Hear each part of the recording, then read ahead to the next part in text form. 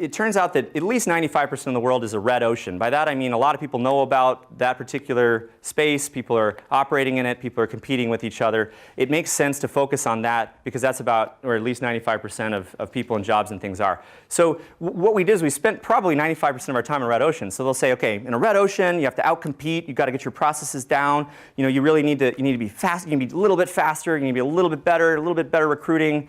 It's really hard to differentiate in a red ocean because everybody understands what's going on. I think it's red ocean because it's a bloodbath. And so it's like everybody knows, and you want to get the 2%, got to beat the market's doing this, you got to go 2% higher. And that's actually a fair characterization because that's really the way most of the world is.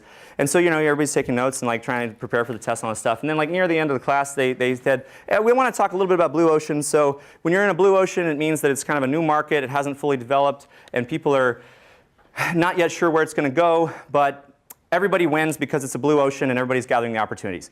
And now back to red oceans. I was like, rewind. What did you just say? In a blue ocean, everybody can win until it becomes a red ocean?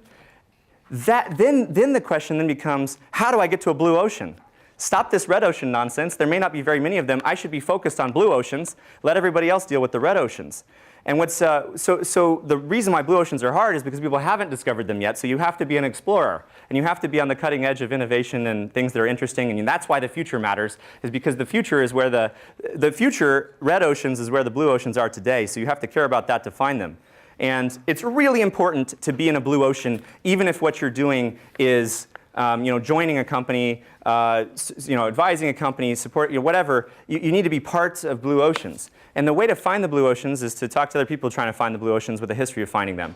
And one of the things that we do is we've been experimenting with virtual reality for 2 years. We have been investing in things like electronic currency. We're investing in drones and space travel. And these are all potentially blue oceans. Now, blue oceans start as blue ponds, so it's difficult to see the growth rate that a blue pond can turn into a blue lake and be in a blue ocean. Because if you're in a blue pond, it could actually dry up. It could turn into a blue lake and stay a blue lake. It could turn into a blue lake and go back to a blue pond.